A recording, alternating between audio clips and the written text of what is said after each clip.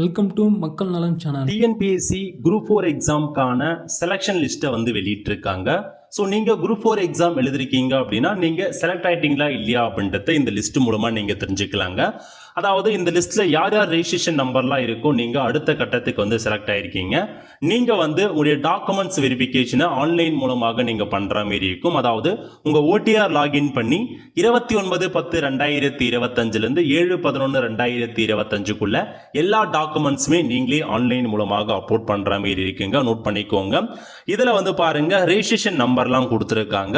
அதாவது junior assistant பதவியாக இருக்கட்டும், VO பதவியாக இருக்கட்டும், பில் கலெக்டர் போன்ற பதவிகளுக்கு தனியாக லிஸ்ட் கொடுத்துருக்காங்க. இதுலேயே வந்து பாருங்க டைபிஸ்டுக்கு தனியாக கொடுத்துருக்காங்க, ஸ்டெனோ டைபிஸ்டுக்கு எல்லாமே தனியாக கொடுத்துருக்காங்க. இதில் உங்கள் ரெஜிஸ்ட்ரேஷன் நம்பர் இருக்கு அப்படின்னா நீங்கள் அடுத்த கட்டத்துக்கு செலக்ட் ஆகிட்டீங்கன்னு அர்த்தம். உங்கள் ரெஜிஸ்ட்ரேஷன் நம்பர் இல்லை அப்படின்றவங்க நீங்கள் அடுத்த கட்டத்துக்கு செலக்ட் ஆகல. ஸோ நெக்ஸ்ட் இயர் ஏதாச்சும் உங்களுக்கு குரூப் 4 எக்ஸாம் வருது அப்படின்னா அதுக்கு நீங்கள் இப்போலேருந்தே ப்ரிப்பேர் ஆக பாருங்க. ஸோ மறக்காம உங்கள் ரெஜிஸ்ட்ரேஷன் நம்பர் வந்திருக்கா இல்லையா அப்படின்றத கமெண்ட் பாக்ஸில் தெரிவிங்க. ஸோ இப்போதைக்கு எல்லாருமே எதிர்பார்த்துட்டு இருந்த ஒரு தேர்ச்சி பட்டியலை வந்து பார்த்தா கொடுத்துட்டாங்க.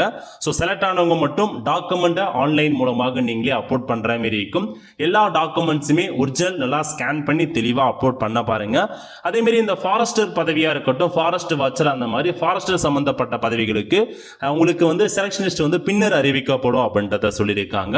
1:2 1:3 இந்த ரேஷியோ படி தான் இப்போதைக்கு செலக்ஷன் லிஸ்ட்டை வெளியிட்டிருக்கோம் அப்படின்றதையும் மென்ஷன் பண்ணியிருக்காங்க. ஸோ லிஸ்ட்டை வெளியிட்டாங்க, செக் பண்ணிக்கோங்க. அதே மாதிரி இதுக்கப்புறம் நீங்கள் டாக்குமெண்ட்டை ஆன்லைன் மூலமாக அப்லோட் பண்ணி முடிச்சதுக்கப்புறம் உங்களுக்கான கவுன்சிலிங்கான அப்டேட்லாம் வந்து கொடுப்பாங்க. ஒவ்வொன்றுத்துக்கும் நீங்கள் டிஎன்பிஎஸ்சி வெப்சைட் செக் பண்ணுங்க. அதே மாதிரி நம்ம சேனலை சப்ஸ்கிரைப் பண்ணி வச்சுக்கோங்க. இந்த மாதிரி எல்லா அப்டேட்டுமே உங்களுக்கு வந்து சேரும்.